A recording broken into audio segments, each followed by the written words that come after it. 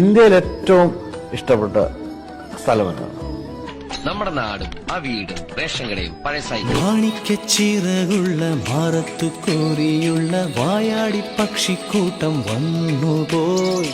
കാടൊന്നു കാണാനായി കൂടൊന്നു കൂട്ടാനായി ആകാശപ്പുഴ നീന്തി കുതിച്ചുപോയി. കണ്ടു മലനിര